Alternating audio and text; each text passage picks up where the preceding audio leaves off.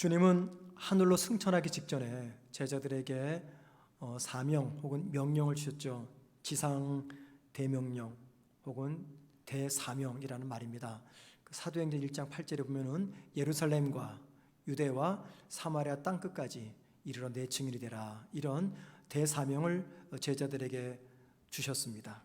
그런데 여러분, 솔직히 세 가지 관점을 가지고 이 주님의 명령을 바라보니까 납득이 안 되는 게 있어요. 예를 들면 첫 번째, 지금 주님이 제자들에게 제일 먼저 어디에서 주님의 증인이 되라고 말씀하십니까? 예루살렘입니다. 예루살렘은 어떤 곳입니까? 주님이 죽은 곳입니다. 그 말은 주님을 십자가에 못 박아 죽인 사람들이 우글대는 곳입니다. 자, 그곳에서 제자들이 주님을 전해야 돼요. 이에 반해서 제자들은 어떤 사람들입니까? 주님이 붙잡혔을 때, 그리고 십자가에서 달려 죽으실 때 두려워서 다 도망치고 숨어버린 겁쟁이들입니다. 겁도 많고 또 소심도 하고, 무엇보다 그럼에도 불구하고 출수욕에 불탔던 사람들이죠. 이게 제자들입니다. 그런 제자들이 예루살렘에서 주님을 전한다. 이건 도무지 납득할 수 없는 명령입니다. 두 번째, 납득할 수 없는 이유가 있습니다. 제자들이 마지막까지 가서 복음을 전할 곳이 어디입니까? 땅끝입니다. 땅끝. 그 당시 이스라엘 사람들이 공용어로 사용했던 언어가 아람어입니다. 원래는 히브리어가 이스라엘 사람들의 언어지만 왠지 모르게 여러 가지 이유 때문에 히브리보다도 다른 나라 언어 아람어를 마치 모국어처럼 사용해왔어요. 그런데 이 아람어 발음하기가 무척 어려웠습니다. 특별히 이스라엘 사회에서 가장 무식한 사람들이 모여 사는 동네, 교육열이 떨어지고 수준이 떨어지는 동네 하면은 이스라엘 사람들은 이 갈릴리를 생각했습니다. 자, 그런데 여러분, 이 제자들이 다 어디 출신입니까? 이 갈릴리 출신 사람들입니다. 그래서 이스라엘 사회 속에서 아람어를 발음을 제대로 못하잖아요. 그러면은 이렇게 묻습니다. 당신 갈릴리 출신이냐고 이렇게 물었어요. 그만큼 갈릴리 사람들은 무식했던 사람들인데 제자들이 그곳 출신이고 더더욱이 공부를 제대로 하지 못했던 어부들입니다. 그러니 이 외국어에 관해서는 제자들은 꽝입니다. 그런데 여러분, 땅끝까지 가서 복음을 전할 때 뭐가 필요합니까? 언어가 필요합니다. 언어. 공용어였던 아람어도 제대로 발음하지 못했던 제자들에게 땅끝까지 가서 복음을 전해라. 이건 납득이 안 됩니다. 세 번째, 납득이 안 되는 이유가 있습니다. 지금 주님이 제자들에게 가라고 말씀하신 예루살렘, 유대, 사마리아 땅끝, 거기 가면 누가 기다리고 있습니까? 거기에는 사탄이 있습니다. 사탄이 다스리고 통제하는 곳입니다. 만약에 제자들이 그곳에 가서 주님을 전하면 사탄이 가만히 보고만 있겠습니까? 수단과 방법을 가리지 않고 주님을 전하지 못하도록 방해할 겁니다. 제자들은 육적인 존재입니다. 사탄은 영적인 존재고, 어떻게 육을 입은 육적인 존재가 영의 존재인 사탄을 이길 수가 있겠습니까? 그래서 이것 역시도 주님의 명령이 납득이 안 되는 이유입니다. 이런 세 가지 이유를 볼 때 사도행전 1장 8절 말씀은 마치 불가능한 명령처럼 보입니다. 그런데 납득이 안 되고 불가능하게 보이는 이 명령이 가능할 수 있는 하나의 열쇠가 있습니다. 주님이 그 열쇠를 말씀하셨어요. 사도행전 1장 8절 첫 부분에 뭐라고 말씀하십니까? 성령이 너희에게 임하시면 너희가 권능을 받고 라고 말합니다. 그러니까는 핵심 열쇠가 바로 성령이라는 것입니다. 제자들이 성령을 받게 되면 불가능하고 납득할 수 없는 이 일들을 이룰 수 있다 말씀하는 것이죠. 오늘 본문은 그래서 본격적인 주님을 전하는 사역을 앞둔 제자들에게 성령이 임하는 장면을 기록하고 있습니다. 가룟 유다를 대신할 12번째 제자를 뽑은 다음에 제자 공동체는 흩어졌어요. 그러다가 어느 정도 시간이 지난 다음에 다시 모였습니다. 오늘 1절 말씀 보니 이 제자 공동체가 다시 모였을 때 하나님께서 약속하신 성령이 그들에게 임했다 말씀하십니다. 함께 모여 있을 때 성령이 임했는데 그로 인한 여러 가지 변화가 나타납니다. 그 변화 중에 우리가 도무지 이해가 안 되는 여러 가지 변화들이 있어요. 궁금증이죠, 궁금증. 그 모든 질문과 궁금증들을 다 살펴볼 수 없고 그 중에 하나만 시간 관계상 좀 생각해 보려고 합니다. 성령을 받았고 그로 인해서 제자들에 나타난 변화 중에 우리가 질문을 던지고 또 우리가 함께 생각할 문제는 뭐냐면은 제자들이 받았던 방언입니다. 방언. 기독교에서 가장 뜨거운 감자라고 일컫는 방언의 문제. 목사들이 웬만해서는 피하고 싶은 설교 주제가 방언입니다. 이 방언에 대해서 잠시 말씀을 드리고 그 이후에 말씀을 이어가도록 그렇게 하겠습니다. 4절을 보면은요, 성령이 임한 직후에 제자들이 다른 언어들로 말하기를 시작했다라 말합니다. 여기 다른 언어를 우리 흔히 방언이라고 말합니다. 그런데 여러분 여기 영어 성경이나 원문을 보면은 언어, 랭귀지라고 기록되어 있습니다. 그러니까 다른 나라 말 그 뜻입니다. 여러분 궁금하지 않으세요? 왜 성령이 임하자마자 그 즉시 제자들이 다른 말로 말하기를 시작했는가라는 겁니다. 왜 제자들이 성령을 받자마자 그들에게 방언이 주어졌는가 궁금하지 않습니까? 이 말을 근거로 해서 다른 교단이나 또는 목회자나 성도들은 이런 이야기를 합니다. 성령 받은 증거가 방언이기 때문이다 이렇게 말합니다. 이 말은 방언하지 못하면 성령 받지 못한 것이다 라고 말합니다. 그런데 여러분 방언이 성령 받은 결과라고 말할 수가 없습니다. 왜냐하면 다른 종교에서도 방언이 있기 때문입니다. 또 사람들이 어느 순간 무아지경에 빠지게 되면 자기도 이해하지 못하는 말을 중얼거리는 경우가 있기 때문입니다. 그래서 방언 받음이 성령 받음의 증거라고 말할 수가 없습니다. 여러분 제가 지금 방언을 부정하는 것이 아닙니다. 또는 성도들의 모든 방언이 무아지경에 빠져서 자기 혼자 중얼거리는 말이다 말하는 것도 아닙니다. 또는 어떤 다른 영에 힘입어 방언을 말하는 것이다 이렇게 말하는 것도 아닙니다. 저는 방언을 인정하는 목사입니다. 자, 제가 말씀을 드리는 것은 뭐냐면 방언이 성령 받음의 유일한 증거가 아니다라는 것을 말씀드리는 것입니다. 여러분 한번 생각해 보세요. 만약에 방언이 성령 받음의 증거라면 방언하는 성령은 성령 충만한 성도로서 인정을 받습니다.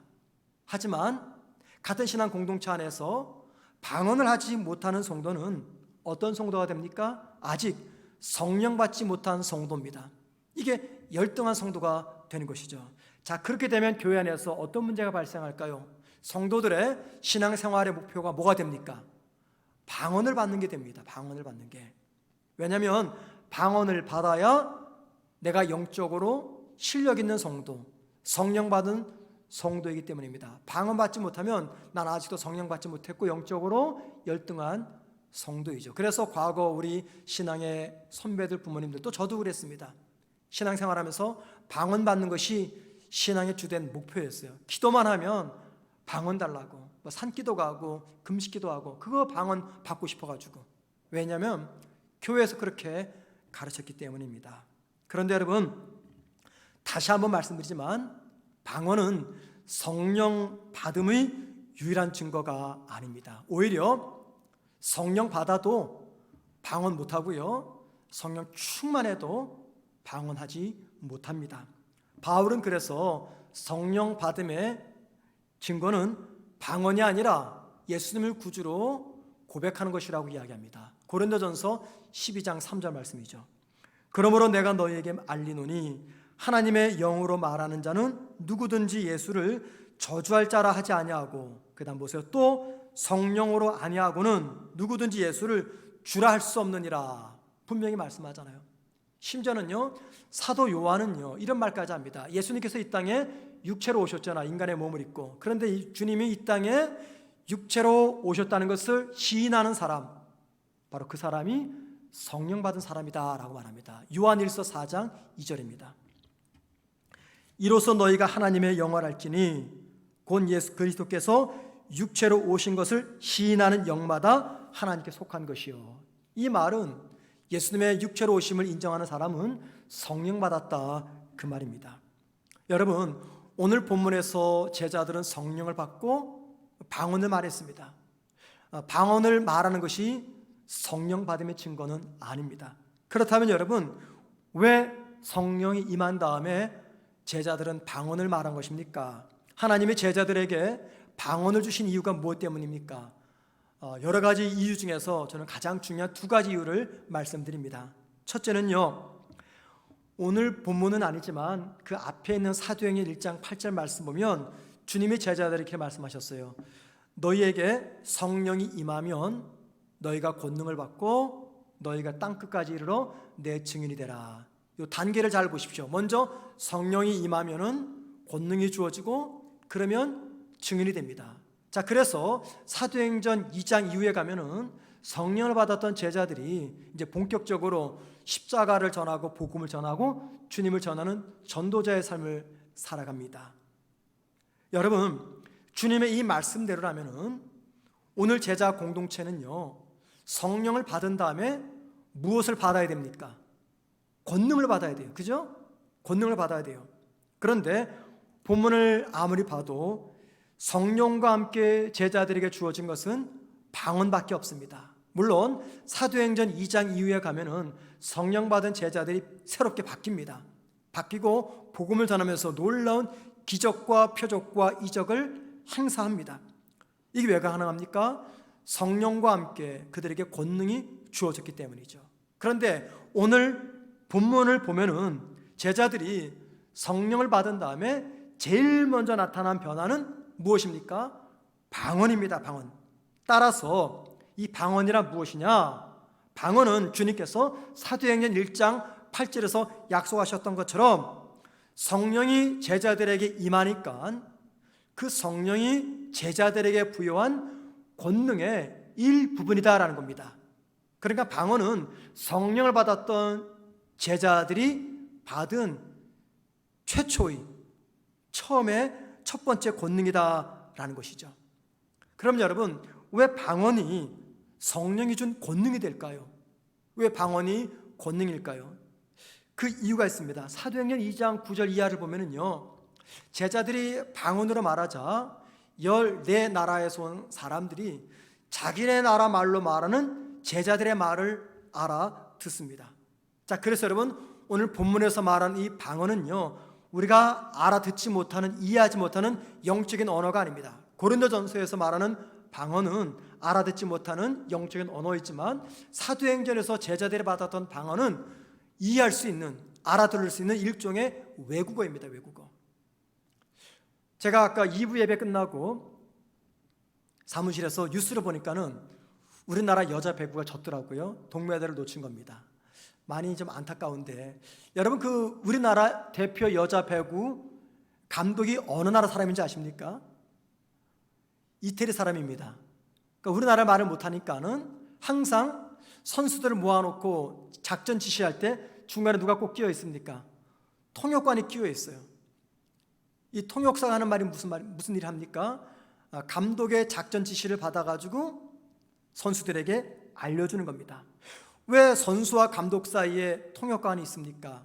언어의 장벽 때문이죠. 그래서 통역사는 언어의 장벽을 뛰어넘어서 사람과 사람 사이, 국가와 국가 사이의 소통을 원활히 이루어주는 사람입니다. 제자 공동체가 다른 사람들이, 다른 나라에서 온 사람들이 이해할 수 있는 말을 했다. 그 말은 뭘 말합니까? 통역사 없이 제자들과 다른 나라에서 온 사람들 사이에 놓여 있었던 언어적 장벽이 허물어졌다. 그 말입니다. 이 말은 무슨 말일까요? 이후로 제자들이 주님께서 말씀하셨던 땅끝까지 가서 복음을 전한다 하더라도 언어적인 장벽, 그 외에 많은 장벽들을 성령께서 감당할 수 있는 권능을 주시겠다라는 상징적 의미라는 것입니다. 성령께서 도우시기 때문에 이 언어적인 장벽뿐만이 아니라 그 어떤 장벽이라도 선교지에서 도와주겠다, 권능과 능력을 도와주겠다라고 말씀하시는 하나님의 약속입니다. 자, 그런 의미에서 제자들의 이 방언은요, 성령이 준 권능의 시작으로서 하나님의 능력의 일부분이 지금 앞으로 복음을 전하는 이 사도들에게 주어진 것입니다. 그리고 앞으로 계속해서 땅끝까지 가서 복음을 전할 때 만나는 장애물들을 넉넉히 감당할 수 있는 능력을, 권능을 부여하겠다라고 하시는 하나님의 약속의 성취를 보여주는 말씀인 것이죠. 그래서 제자들에게 방언이 주어진 것입니다. 두 번째, 왜 제자들이 성령 충만한 다음에 방언을 말합니까? 원래 여러분, 인류의 언어는 하나였습니다. 그렇죠, 하나였어요.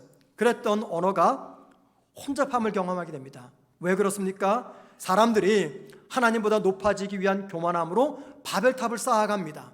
하나님의 심판을 피하자 해서 이 바벨탑을 쌓아가요. 하나님 보시기에 그것이 굉장히 끔찍한 죄였습니다. 그래서 하나님이 인류에게 내리신 징계와 심판이 언어의 혼잡이었습니다. 자, 그러므로 전 세계에 존재하는 다양한 이 언어들은요, 하나님의 심판과 징계의 상징들입니다.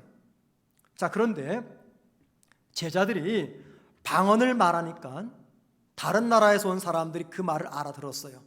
뭘 말합니까? 바로 이 언어의 장벽이 허물어졌다, 그 말은 하나님의 심판과 징계의 장벽이 허물어졌다, 그 말입니다.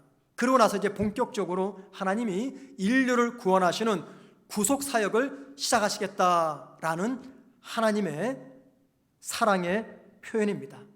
여러분 잘 들으셔야 됩니다. 이 말은 무슨 말이냐면 제자들의 방언이란 단지 성령 받음의 증거로서 주어진 것이 아닙니다. 또는 방언이란 기도 생활이나 믿음 생활을 열심히 잘할 수 있도록 도와주는 도우미 역할 같은 그 일을 위해서 주어진 것이 아니라는 겁니다. 이 땅을 심판하고 징계하셨던 하나님의 그 징계의 장벽이 이제 거두어지고 죄인을 구원하시는 하나님의 구원 계획이 이스라엘뿐만이 아니라 전 세계 땅끝까지 미치게 될 것이라는 것을 알리는 하나의 표징이라는 것입니다. 자, 여러분, 제가 다시 한번 정리해 드립니다. 제자들이 성령 충만하고 왜 방언을 말했습니까? 그것은요, 땅끝까지 가서 복음을 전할 때 만나는 언어의 장벽뿐만이 아니라 수많은 장벽들조차도 성령께서 감당할 수 있는 권능과 능력을 주시기 때문에 걱정하지 말고 선교지로 나아가라는 하나님의 사인입니다. 왜 성령 충만한 제자들이 방언을 말했습니까? 인간의 교만함으로 하나님께서 내려놓으셨던 하나님의 심판과 징계의 장벽을 거두시고 이제 마침내 온 인류를 구원하시겠다는 하나님의 사랑을 알리기 위한 표징으로서 준 것이다 라는 것입니다. 자, 이런 말씀 드리면서 우리가 오늘 말씀에서 꼭 기억할 것이 있습니다. 그것은 이 제자 공동체에게 성령이 임한 결과입니다. 방언도 말하고 여러 가지 기적도 행사하죠. 여러분, 성령의 제자들에게 임하니까 어떤 결과가 나타난지 아십니까? 사도행전 2장 7절 말씀을 보시죠. 다 놀라 신기하게 여겨 이르되 보라, 이 말하는 사람들이 다 갈릴리 사람이 아니냐. 무슨 말이냐면 방언으로 말하는 사람들 가르쳐서 이 사람들 갈릴리 사람 아니냐. 무슨 말이에요? 촌사람 아니냐. 아람어도 제대로 발음하지 못하는 무시쟁이들 아니냐. 그런데 어떻게 이 사람들이 다른 나라 말을 할 수 있느냐 하면서 제자들의 방언을 들었던 수많은 사람들이 놀라는 겁니다. 놀라는 거예요. 두 번째 결과, 사도행전 2장 12절입니다. 다 놀라며 당황하며 서로 이르되 이 어찌된 일이냐 하며 다 놀랐다라고 말합니다. 세 번째, 사도행전 3장 10절입니다. 그에게 일어난 일로 인하여 심히 놀랍게 여기며 놀라니라. 성령 충만하고 권능을 입자 나면서부터 안진뱅이를 제자들이 고쳐줍니다. 그랬더니 그 광경을 목격했던 많은 사람들이 어떤 반응을 보여요? 다 놀라고 놀랍다라고 말합니다. 마지막 하나 더 볼까요? 사도행전 3장 11절입니다. 모든 백성이 크게 놀라며. 여러분, 지금 성경 구절을 제가 시간상 4개만 찾아보았어요. 공통점이 뭡니까? 사람들의 놀라움입니다. 사람들의 두려움입니다. 이게 바로 성령이 제자들에게 임한 결과라는 것입니다. 여러분, 왜 사람들이 제자들의 사역을 보고 제자들의 방언을 듣고 놀라고 두려워한 것입니까? 그 이유는요, 제자들이 새로운 사람으로 변했기 때문입니다. 제자들의 말과 행동에 사람들을 압도하는 탁월한 능력이 나타났기 때문입니다. 사람들이 압니다. 제자들은 일자무식, 어부들, 갈릴리 출신인 거 압니다. 그런데 그런 사람들이 당대 가장 뛰어난 석학이라고 말하는, 가장 많이 배웠다고 말하는 종교 지도자들을 꼼짝 못하게 하는 힘있고 능력있고 권세 있는 말을 내뱉고 있는 것입니다. 그래서 놀라는 거예요. 제자들은 자기들을 죽일 수 있는 힘과 권력을 지닌 사람들 앞에서 두려워하지 않습니다. 당당하게 예수님이 하나님의 아들임을 선포합니다.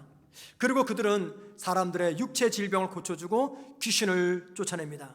제자들의 이런 모습 보고 사람들이 보인 반응은 놀랍고 충격을 받았고 두려워했던 것입니다. 이 모든 놀라운 일들이 가능했던 이유는 제자 공동체와 초대교회 성도들이 하늘로부터 내려온 성령을 받았고 성령께서 그 모든 것들을 가능하게 할 수 있는 권능과 능력을 주셨기 때문입니다. 여러분, 성령이 사람에게 임하면 사람을 변화시킵니다. 반드시 변화시킵니다.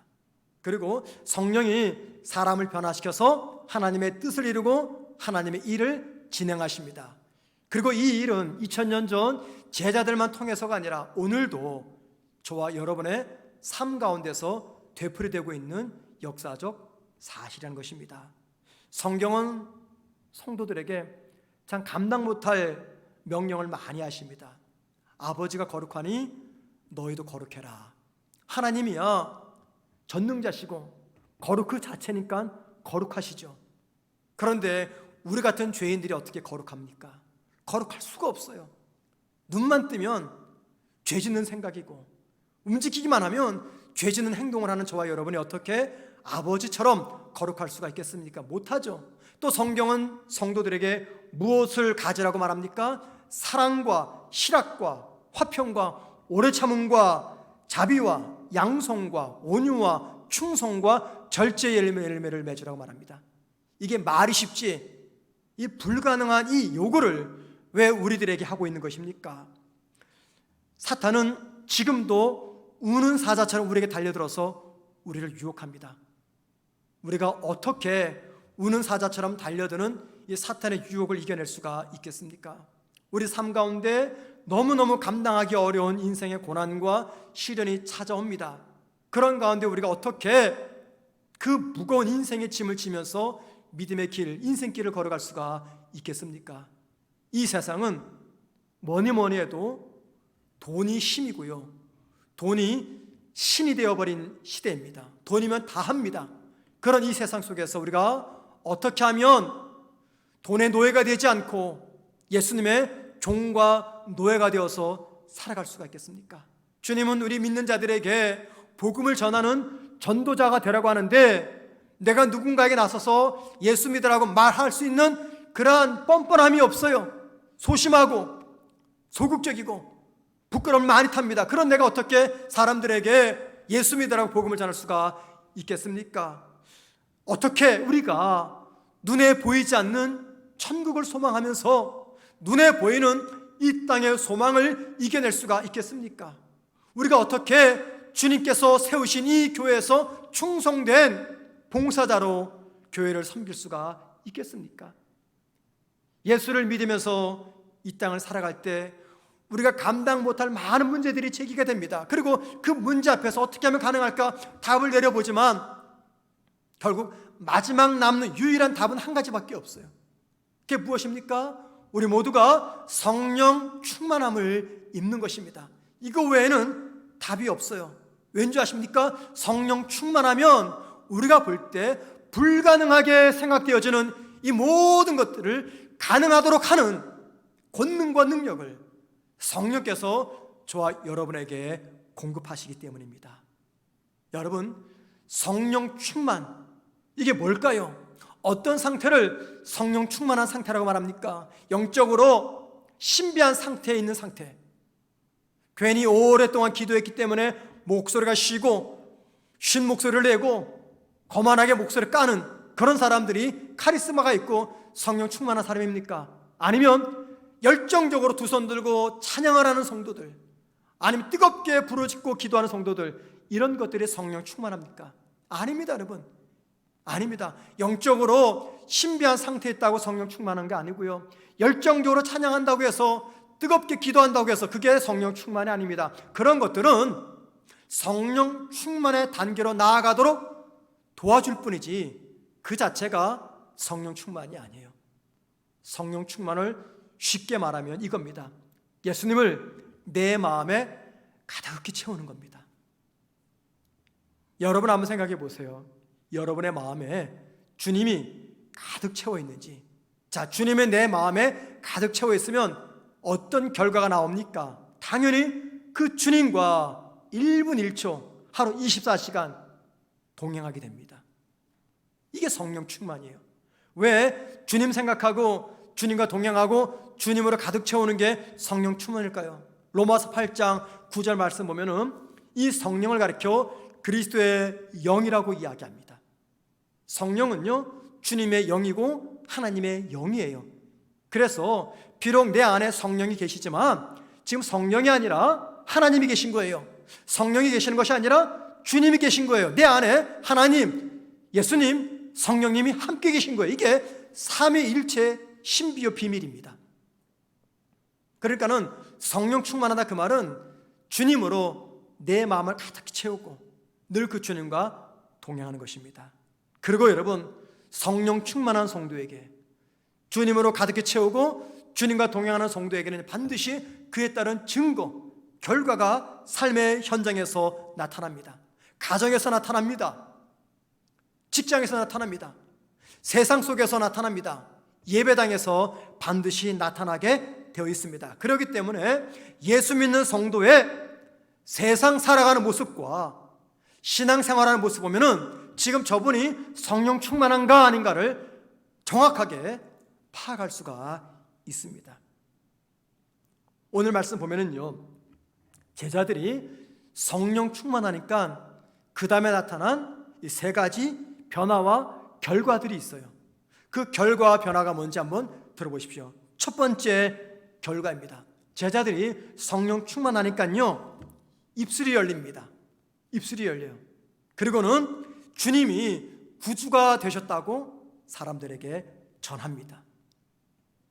다음 주에 보겠지만 사람들이 제자의 방언을 듣자 어떻게 반응을 보이냐면, 저 사람들 지금 술 취했다라고 조롱합니다. 그렇죠. 생전 들어보지 못한 말을 해대니까는 이스라엘 사람들이 저 사람들 술 취했다 이런 반응 보이는 거 당연하죠. 그런데 그 다음 베드로의 반응이 더 의미가 있습니다. 보통 때 같으면 베드로가 어떻게 했을까요? 제자들이 부끄러워서 도망갔을 거예요. 그런데 베드로는요, 술 취했다라고 말하는 그 사람들 앞에 서서 당당하게 십자가에서 죽은 우리 주님은 하나님의 아들로서 세상의 구주가 되신다라고 주님을 전합니다. 만약에 제자들이 성령 받기 전에라면 그런 말을 들었을 때 그 즉시 부끄러워서 도망갔을 거예요. 그런데 제자들은 도망가지 않습니다. 오히려 조롱받는 그 순간조차도 주님을 전하는 기회로 삼습니다. 이게 바로 성령 충만한 성도요, 이게 바로 주님과 함께 동행하는 성도의 결과입니다. 여러분, 성령 충만한 성도, 주님과 날마다 동행하는 성도들은요, 복음을 전할 귀함만 있으면 입을 열어 사람들에게 십자가의 복음과 예수 그리스도를 전합니다. 자, 그렇기 때문에 믿지 않는 사람에게 단 한 번도 내가 복음을 전해본 적이 없다. 죄송한 말씀이지만 그분은 성령 충만한 성도가 아닙니다. 그것이 목회자이든 성도이든 관계없습니다. 사람들에게 입을 열어 복음을 한번 전하지 못한다면 그분은 성령 충만한 성도는 아닙니다. 두 번째, 성령 충만하면요, 이전에 없었던 용기와 담대함이 생깁니다. 이게 성령 받음의 결과입니다. 사도행전 2장 36절 말씀 보면 성령이 충만했던 베드로는 그곳에 모인 사람들과 종교 지도자에서 이렇게 설교합니다. 너희들이 죽인 예수님을 하나님은 죽음에서 살렸고 하나님의 아들로 삼으셨고 인류의 구주가 되게 하셨다 설교합니다. 자, 여러분, 제정신 가진 사람이라면 이렇게 설교 못합니다. 왜냐하면 지금 이 설교를 듣는 대상자가 누굽니까? 예수를 죽인 사람들이에요. 그런데 그들에게 너희들이 죽인 예수는 하나님께서 다시 살리셨고 우리의 구주가 되게 하셨다. 이 말은요, 제정신 가지면 할 수가 없습니다. 이 말 하면은 어떤 봉변을 당할지, 어떤 곤욕을 치를지 모릅니다. 그런데 제자들은 담대하게 용기를 내서 예수를 전합니다. 물론 그 결과 베드로는요, 큰 곤욕을 치르게 됩니다. 자, 여러분, 베드로에게 이 담대함과 이 용기를 주신 분이 누굽니까? 성령입니다. 베드로가 성령 받기 전에 어땠습니까?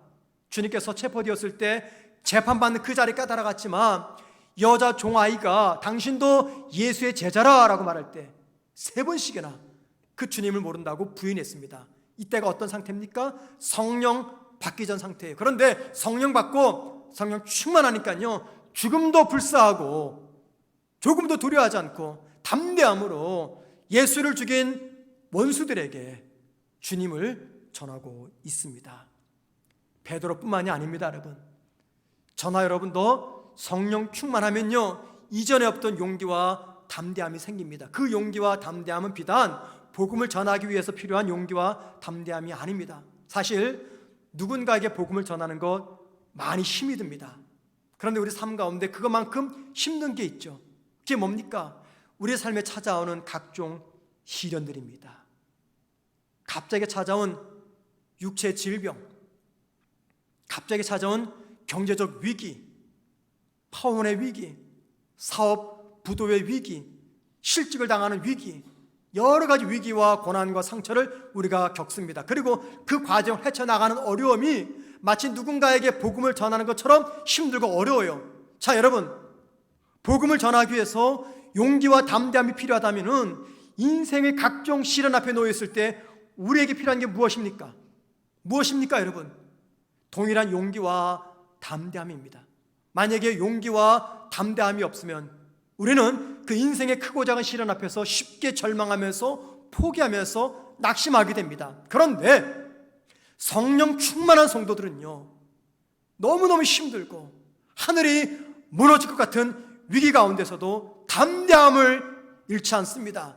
용기를 잃지 않습니다. 왜냐하면 그렇게 살아갈 수 있도록 내 안에 충만히 계신 성령께서 능력과 권능을 주시기 때문입니다. 그래서 성령 충만한 성도들은요, 웬만한 문제 앞에서 끔찍하지 않습니다. 흔들리지 않습니다. 왔다 갔다 절망하면서 믿음으로 흔들리지 않습니다.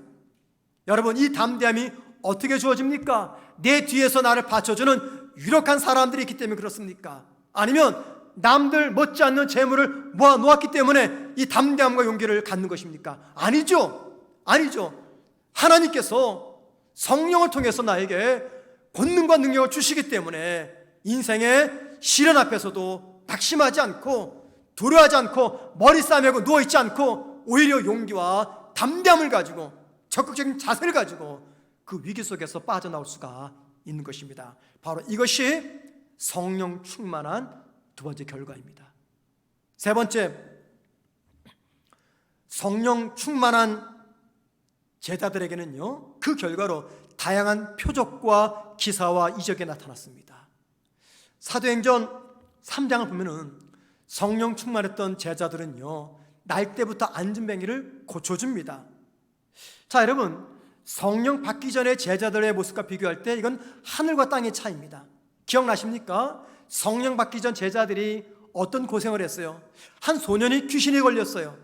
아무리 기도하고 안수하고 난리를 쳐도 귀신이 떠나지 않습니다. 왜요? 성령이 주시는 권능이 없었기 때문에.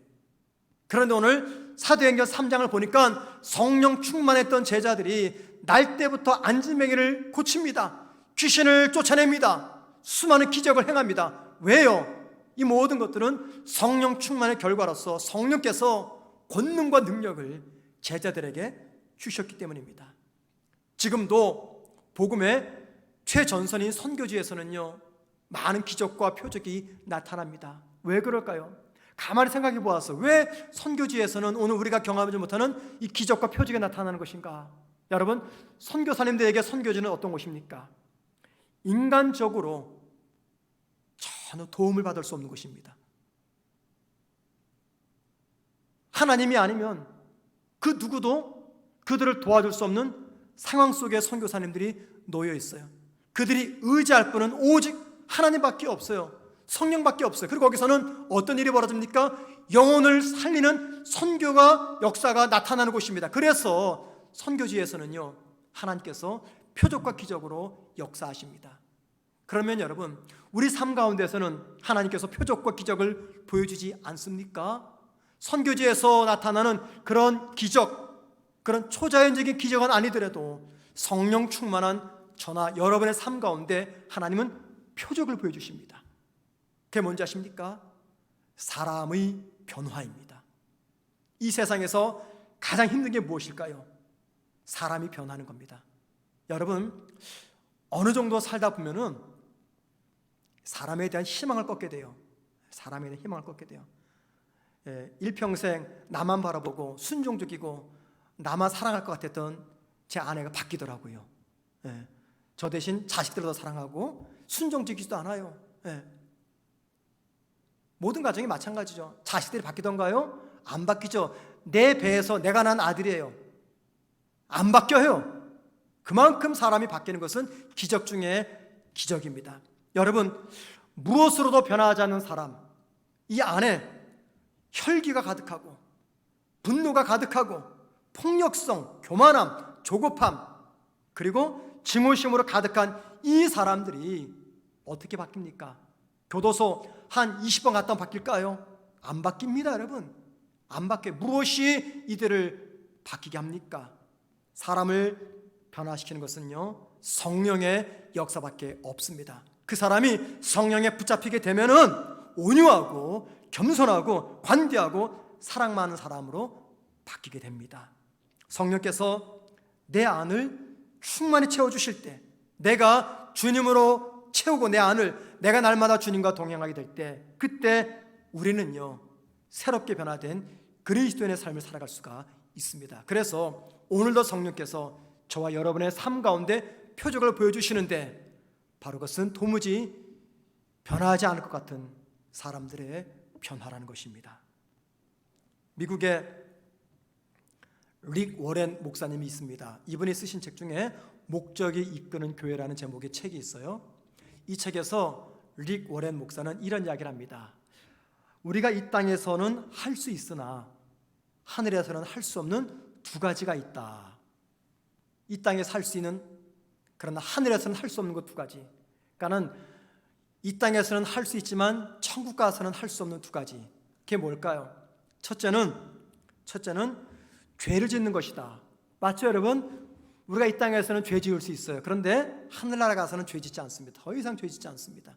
왜요? 우리가 완전히 성화를 지나 영화롭게 되었기 때문에 우리는 천국에 가면 죄 짓지 않습니다. 두 번째, 이 땅에서는 할 수 있으나 천국 가서 못하는 거. 그게 뭘까요? 불신자에게 복음을 전하는 것입니다. 그렇죠. 천국 가서 누구에게 복음을 전합니까? 대상자가 없는데. 그래서 이 땅에서 죄를 짓고 불신자에게 복음을 전하는 것은 이 땅에서는 할 수 있으나 천국에서는 할 수 없는 두 가지입니다. 여러분, 만약에 저와 여러분이 예수님을 나의 구주로 영접을 하면은 그 순간 주님을 영접한 저와 여러분을 하늘나라로 데려가시면 어떤 일이 벌어질까요?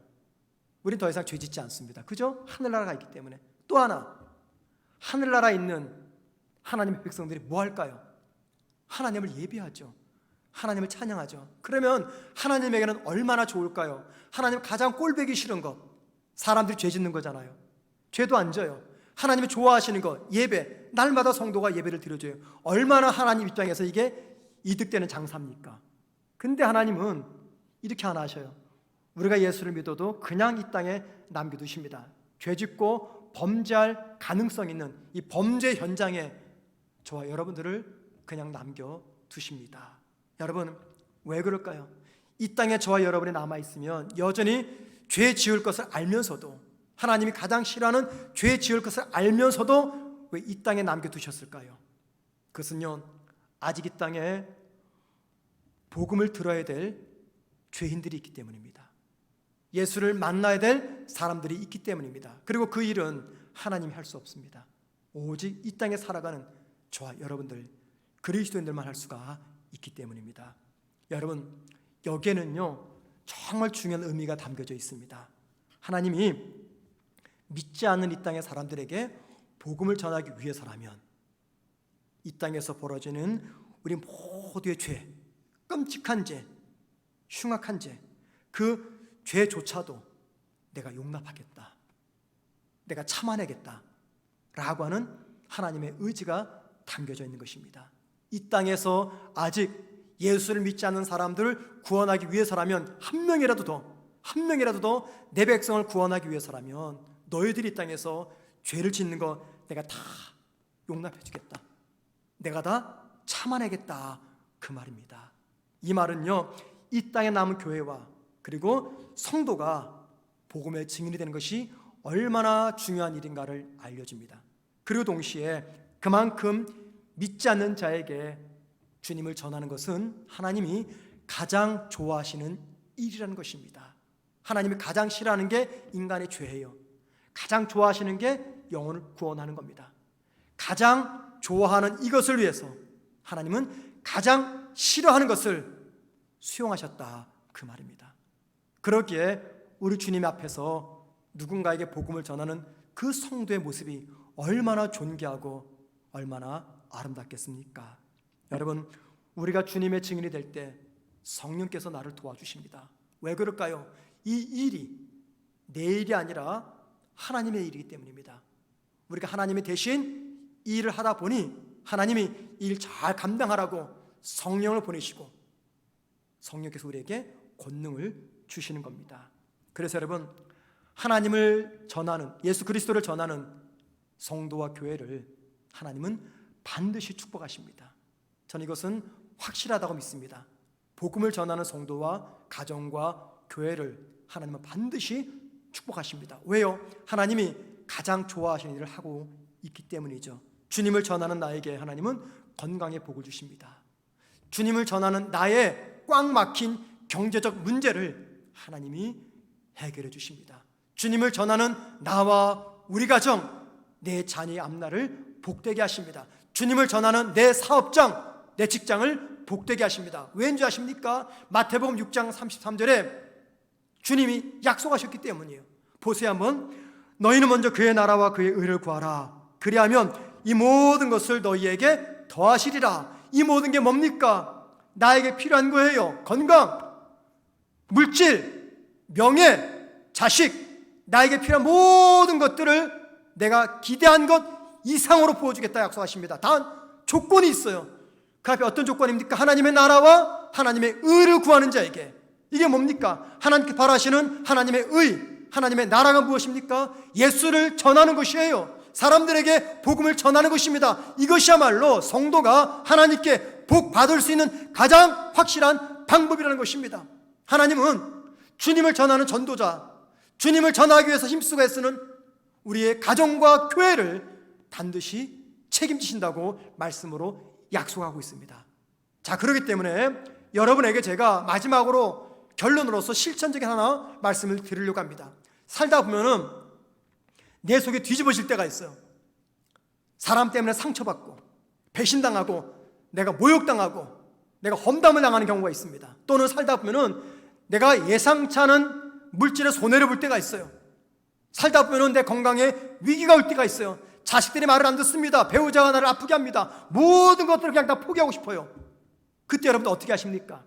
대부분은 혼자 마음 속상이면서 힘들어합니다.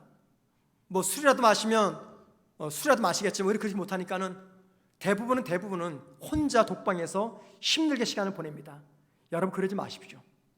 그때 우리가 할 것이 있어요. 하나님, 내 삶에 가장 힘든 위기가 찾아왔어요. 그런데 저는 이 시간 이렇게 탄식하면서 있지 않겠습니다. 대신에 이 시간, 내가 가장 힘든 이 시간 하나님께서 가장 좋아하시는 하나님의 일을 하겠습니다. 힘들지만 억지로라도 전도제 들고 나가서 복음을 전해보세요. 평소 전도하기 원했던 사람을 연락해서 만나십시오. 만나서 장시간 복음을 전해보세요. 그러면은요, 어느 순간 나를 힘들게 하고 나를 낙심시켰던 그 모든 문제들이 생각이 안 납니다. 그리고는 내게 힘이 생겨요. 그리고는 하나님께서 기적적인 방법으로 그 모든 문제들을 해결해 주실 겁니다. 이것은 제 확신이 아니라, 신념이 아니라 성경에 기록된 하나님의 약속이기 때문입니다. 그래서 여러분, 저나 여러분의 이 모든 상황들을 성공적으로 이끌기 위해서 필요한 게 있어요. 성령 충만함을 입는 겁니다. 성령 충만할 때 성령께서 이 모든 삶들을 가능하게 하는 권능과 능력을 부어주십니다. 제자들에게는 방언을 주셨다면 저와 여러분에게는 또 다른 권능을 베풀어 주실 겁니다. 여러분과 함께 동행하는 성령님을 인정하십시오. 그리고 그 성령님으로 내 안을 가득히 채우고 성령께 주시는 힘과 능력과 권능 받아서 땅끝까지 주님의 증인 되시기를 주님의 이름으로 축원을 드립니다.